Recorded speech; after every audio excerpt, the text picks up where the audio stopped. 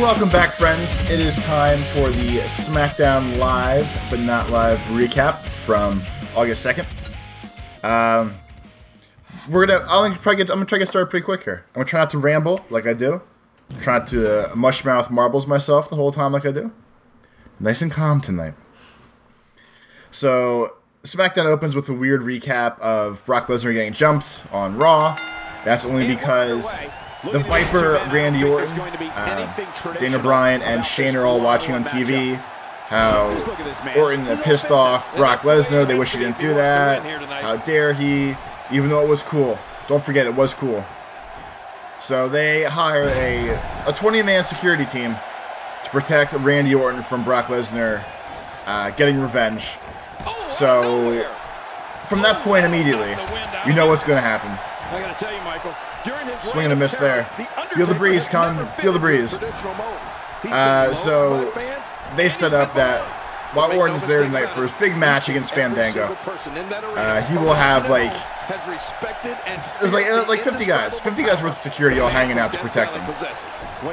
So while they're backstage, Miz is whining about his draft pick and says, "I should have been way higher. How dare you guys do this to me?"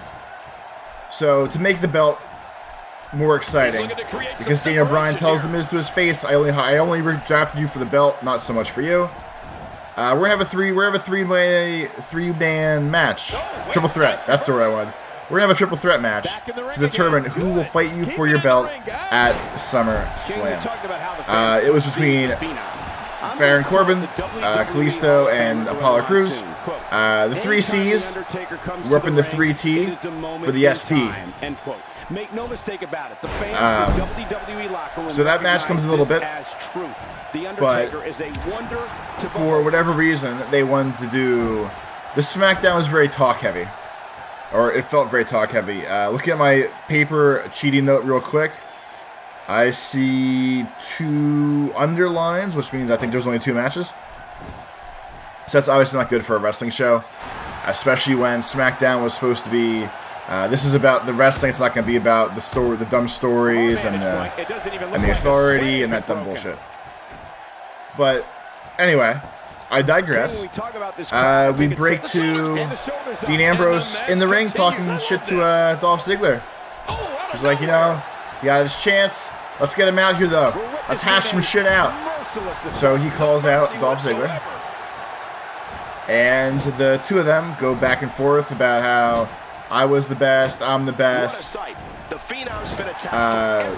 didn't start here on the top, I worked my way up. No, you didn't. Yes, I did. Some highlights of the argument was they're talking about starting at the top and working their way up.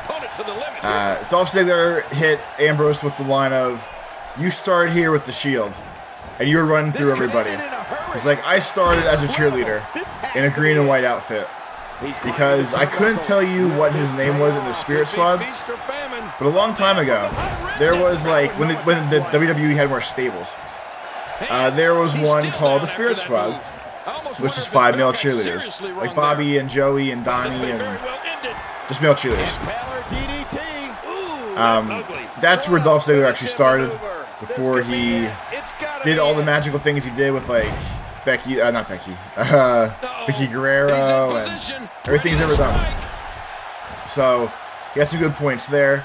Dolph Ziggler got so fired up that he was full-blown just screaming into the microphone in Dean Ambrose's face, and it was actually super cool, because, to me, one thing I don't think Dolph Ziggler has a lot of is personality. He'll take bumps like a champ, but he does not have what I would consider personality. So it was really cool to see him get all fucking hyped up and hopped up on wrestling. That's Undertaker's face. We're gonna cut him open. That's the goal here right now. There it is. The Undertaker's just a mess right now. Get over here. So after all the screaming, after all that, I'll see you in a couple weeks. I'll show you how badass I am. Ambrose starts walking down the ring. The lights go out. Each of these competitors you hear the Bray Wyatt noise. And he runs in the ring and jumps Dolph Ziggler. He jumps Dolph Ziggler, says, I will challenge you right now tonight for your spot at the belt because you stole this from me. I am better than you. Please buy my official WWE flashlight so you can be one of the glow flies. www.shop.wwe.com. It was really weird he cut a store promo in the middle of it. No, he didn't. I'm rambling shit on. Not a lot of spring left in his step right now. Spring this. He's obviously making fun of his opponent here. They wouldn't know that yet.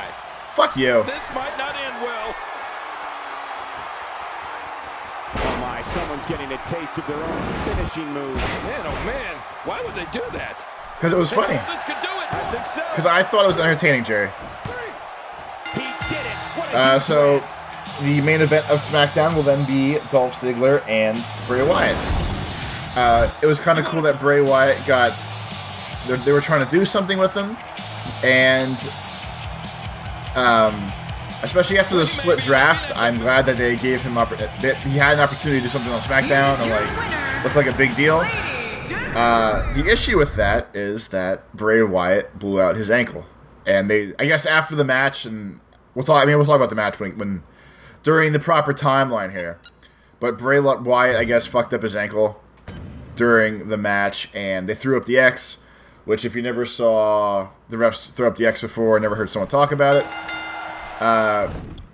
the refs will throw the refs or wrestlers if they're paying enough attention, or they don't care about protecting wrestling. Hey, we got company.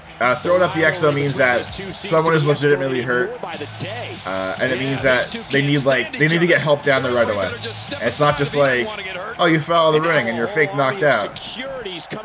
It's more like, hey, he really hurt himself, or something's broke, or something bad like that. Along with that, if you ever want to see a ref checking someone to see if they're okay, when a wrestler is down, the ref will go in front of the wrestler. He will put his finger in their hand, and that's the code for them to squeeze his finger. It happened during the Sasha-Charlotte match on Raw. You can see him check both of them after the...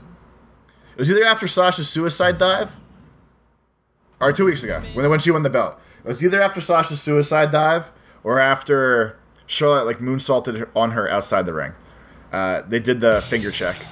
But they do it a lot. Watch for it. It's one of those things where once you notice it, you'll never not see it. And there's the bell. Or maybe you won't see it. I don't know. But it's very... He should be hurt from rolling the ring. He should be hurt from that, though. Oh, once you get out of the ring, anything can happen. But yeah, so watch that next time. The barricades. Check it out. All of it can be used to cause massive damage. You gotta believe this one's over. It only takes a couple of those to bring his night to an end. Where are we at? Okay, so after the to put an end to this one. STF, son. He's adding insult to injury by using that move against his opponent. Oh man. The next step was the triple C's triple threat match. Yes. Nope. Fuck. Kalisto, Corbin, and Cruz. The Miz was out on commentary since it was for his belt. He wasn't as funny as he usually is. The only benefit of Miz being out there was Daniel Bryan with a slick, insane move by come on. The reason Miz was really out there was because Apollo Crews won the triple threat match. Decent enough match, nothing special to point out, nothing amazing to talk about in my opinion.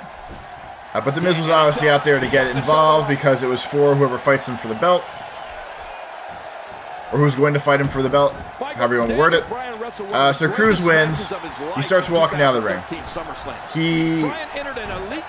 Corbin gets pissed, beats the shit out of Kalisto. Cruz plays the face that he is, goes back in to try to save Kalisto.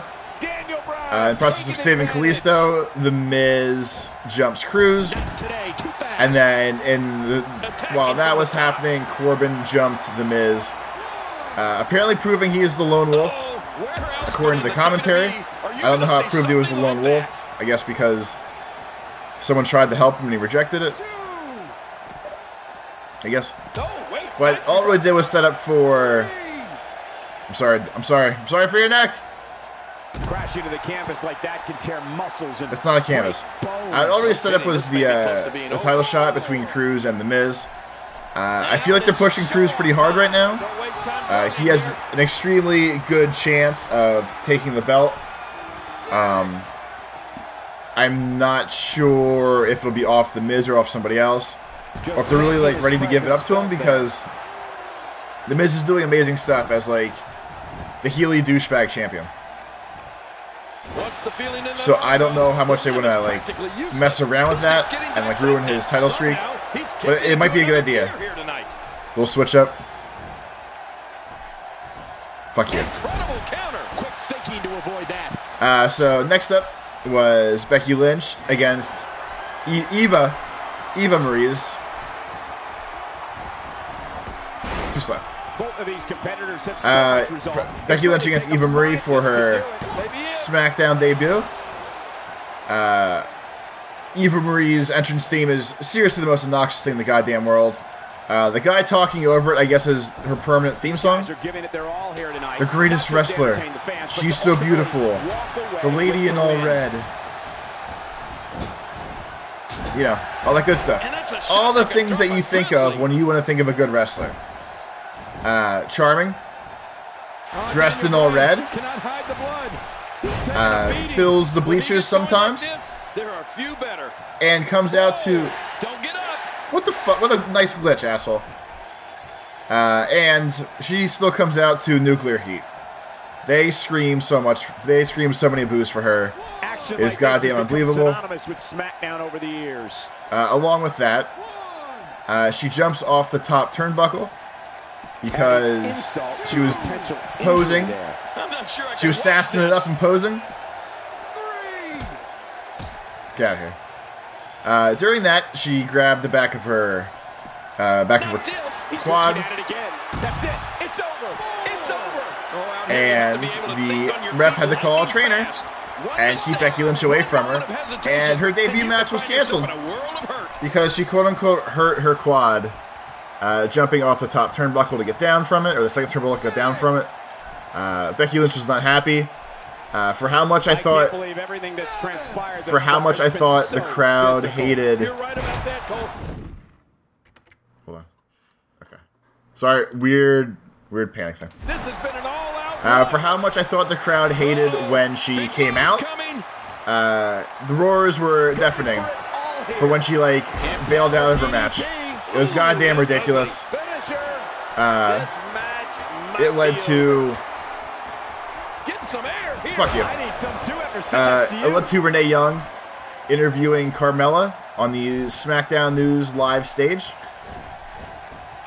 I've called so many of Daniel Bryan's matches throughout his WWE career, whether I want to admit it or not. When Daniel is locked on like this, it's best just to stay out of his way.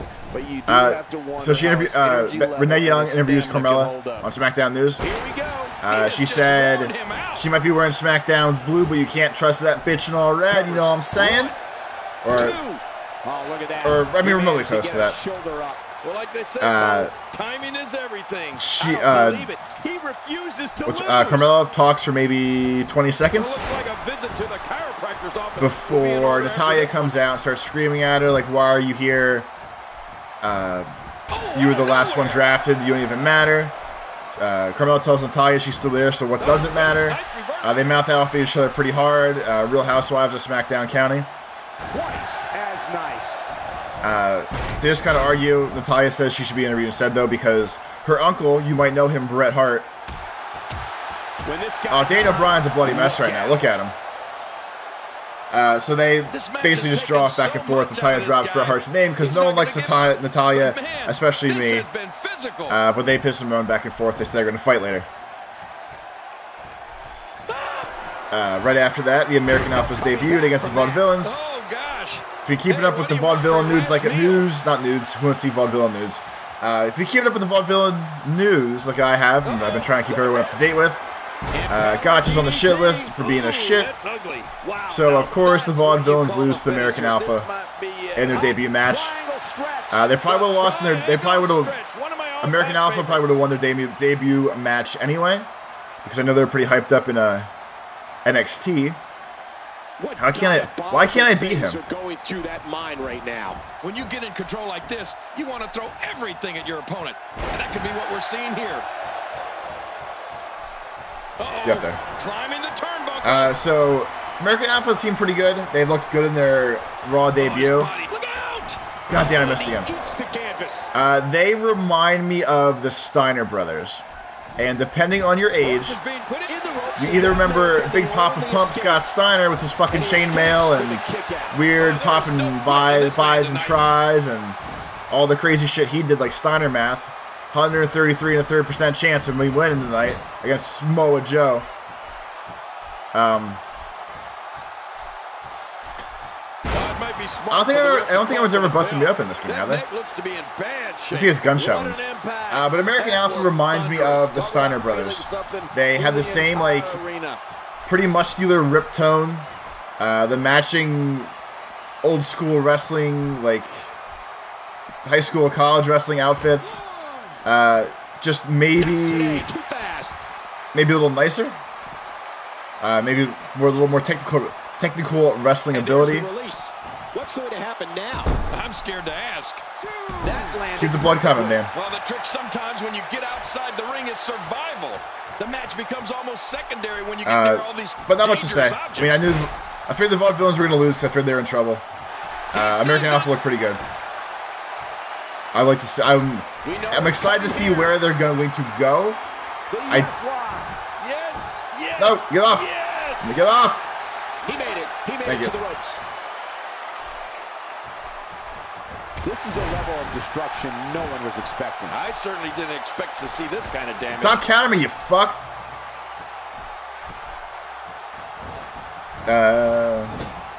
After the American Alpha, fuck it, the button's fast.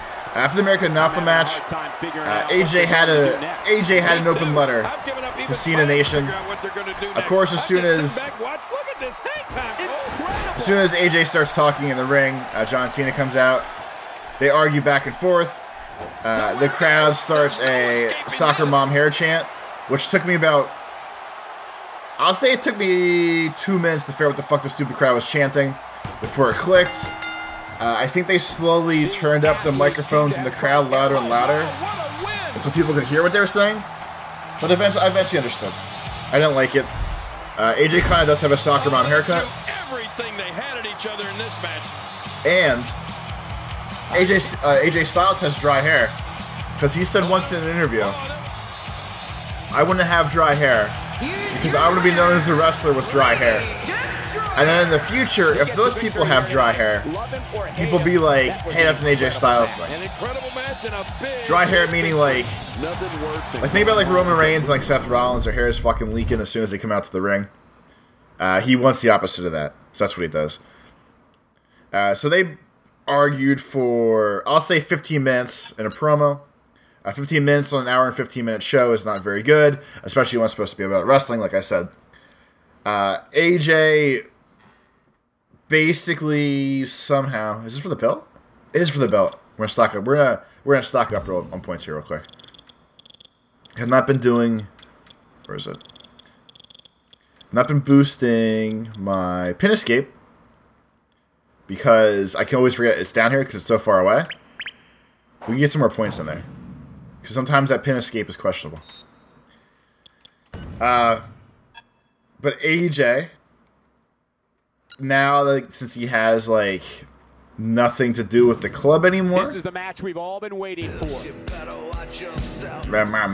has nothing to do with the club anymore. I guess he's going full-blown heel AJ. He screamed at all the stupid, horrible kids that were there. They beg and whine for too much. He screamed at all the horrible parents that were there for enabling their children to just beg and whine, get whatever they want. Here's the lockup. Look at these two. You know I hate these. For position. Trust me, Michael. There's nothing routine about this. The sooner you can get an advantage over your opponent, the better. AJ goes full-blown asshole heel, not funny, not entertaining, just screaming at everybody. John Cena points out how he does all this stuff for these people that AJ is screaming at. The little kid that's yelling John Cena. He loves John Cena. How would he not stop doing tie-ups? For being the country's most animal-friendly athlete. Oh man! But I have to say, so I'm not sure just what AJ goes full heel. Definitely looking the idiots in the crowd kept what chanting, which is the most obnoxious fucking thing. I wish they wouldn't do it anymore. The era of the whats was about 10 years ago. This is the new era. It's supposed to be different now. Get a new chant. Yell K. Yell Ole. Yell anything else really. Just stop yelling what like idiots.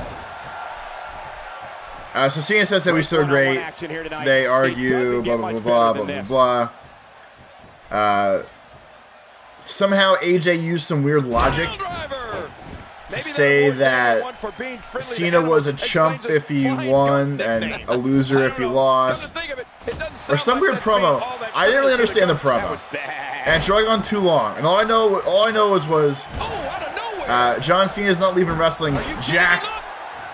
He's going to help AJ take his minivan down to the soccer game if he wants to go. Yada, yada, yada. He's doing everything he can to get his bearings back here. Otherwise, this match could be over sooner than anyone could have anticipated. Hold on, I'm losing track of my paper here. Next up, that promo was horrible. That's where this is going. Next up was Orton versus Fandango. Because since Orton made fun of Fandango when he came back at the last pay-per-view, Fandango wanted to prove to him that you do not talk to Johnny Curtis Fandango like that. We're talking about because of his vegan lifestyle. Fuck him. You know what I figured out? I could be a vegan if bacon grew on trees. And I guess all you have to do to win an award for being friendly to animals is not eat them. Yeah. Wow. Let that joke just sink in. It's palpable. Just let that ooze in your brain. We have that little thing called barbecue. He's actually a vegan, King. Oh, wait, nice reversal. Nice reversal by Bryan. Yeah, that's where Bryan's quickness really pays off. Is it? Looks like he's pinpointing the back. So yeah, Orton fought Fandango with Tyler Breeze on the outside, but also on the outside was the 127 security guards to make sure Brock Lesnar would not come in and interfere. So of course, Brock jumps the railing. Security did nothing like it usually does. He hits Orton with the F5 out of nowhere, just like the RKO out of nowhere. Instead of the heads of Raw running down, since it was only like Stephanie and Mick last time, this time it was Shane and like another 20 security guards for the belt.